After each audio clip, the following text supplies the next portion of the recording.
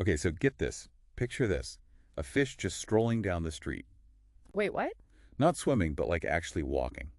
Whoa, hold on. It sounds like a bad sci-fi movie, right? Yeah, for sure. More like a nature documentary. With a serious plot twist. Exactly. You'd be surprised how many fish have ditched the whole swimming thing Traded their fins in. and taken up walking on land. Well, not quite feet. Right. More like, creative ways of getting around.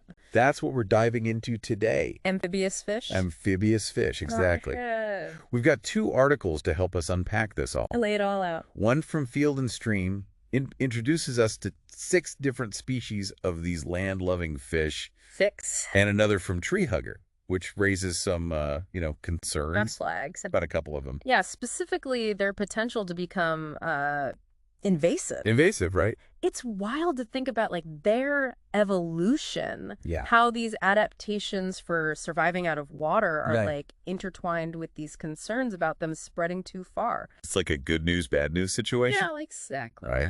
Okay, so most creatures that, made the leap from water to land way back when, Millions of years ago. they just stayed on land, right? Pretty much. But some fish were like, nah, we're doing both.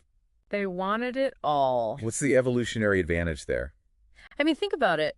Being able to move between water and land Yeah. opens up a whole world of options. Options for, what? Well, escaping predators in the water, right? Makes sense. Finding new food sources on land. Oh, okay. Even unique places to lay their eggs, safe from other fish that might eat them. All right. It's all about maximizing their chances of survival. Survival of the fittest. And for these fish, that meant becoming masters of both worlds. So it's more than just walking. It's about having a strategy. Utilizing both environments to their advantage. Okay, let's meet some of these amphibious all-stars. Yeah. Field and Stream starts us off with the mudskipper. Mudskipper, love the name. Literally skips across mudflats. It's, Their pectoral fins, they function like little legs, right? yeah, propelling them across the mud. But here's the crazy part. Mudskippers can actually drown I know, right? if they stay underwater too long. Too long. Wait, a fish that can drown? It's ironic. How is that even possible? Well, basically, their adaptation to land has come at a cost. Okay. They've become so reliant on breathing air.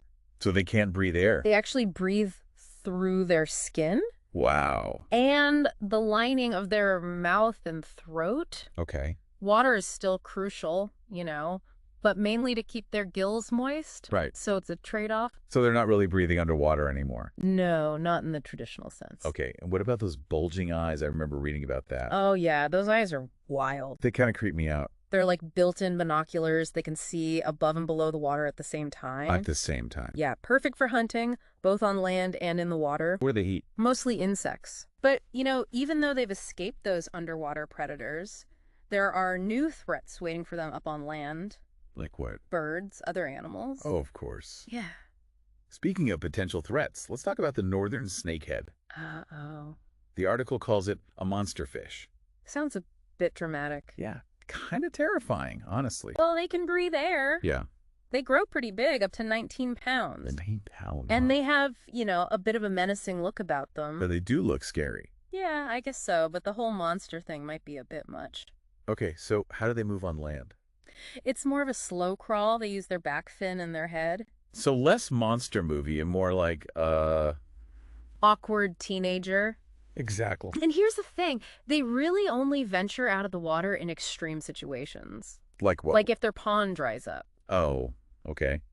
But you mentioned earlier that some of these fish, they have the potential to become invasive. Right. Is the northern snakehead one of them? It is. And the tree hugger article, it specifically mentions concerns about them being in Australia. Yeah, Australia seems to be a hot spot for these invasive fish. Okay, so what's the problem with the northern snakehead in Australia? Well, the problem is they're not from Australia. Right. They were introduced, and because they can survive out of water, even travel over land a bit, Yeah. they can easily spread to new areas. So they really are fish out of water. Literally and figuratively. That's where the invasive label comes in, right? Yep.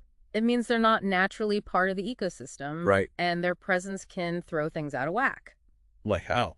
Well, potentially harming native species and messing with the whole environment. So it's not that the northern snakehead is, inherently bad? No, not necessarily. It's more that it's in the wrong place? Exactly. In its native habitat in Asia, it's part of a balanced system. Okay. But in Australia, where it doesn't have natural predators or competitors, Yeah.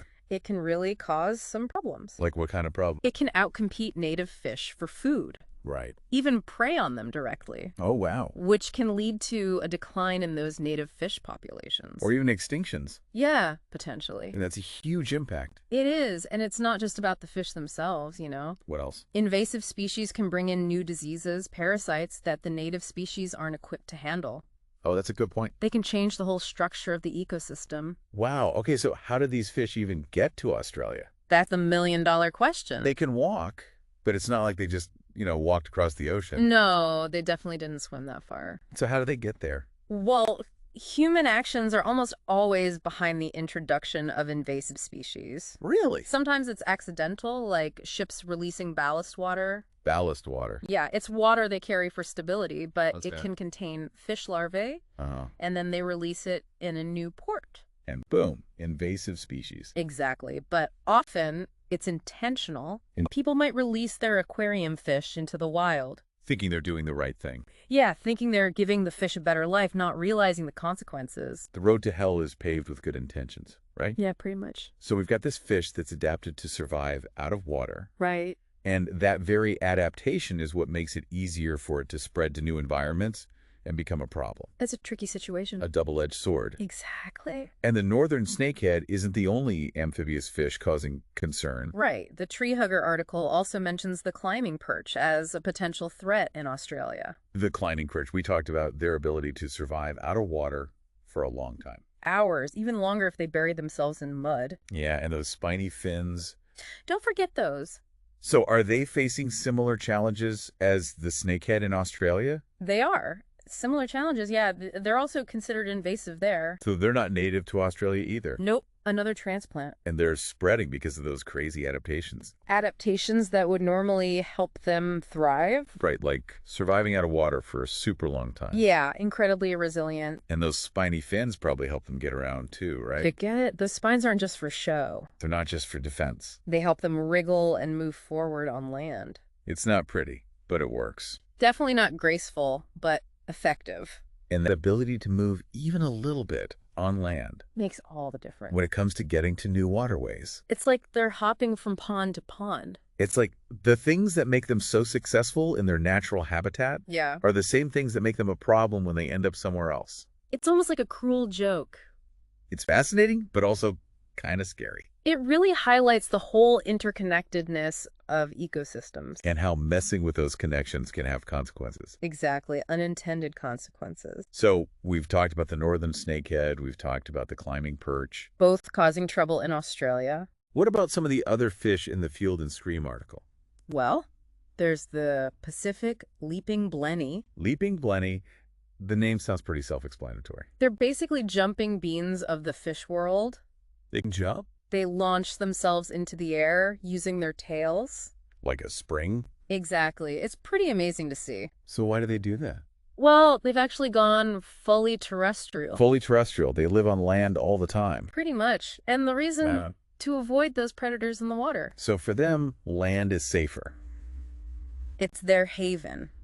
Makes sense. Okay, what else? What other fish? There's the walking catfish. Walking catfish? I think I've heard of these. They're kind of notorious. Why is that?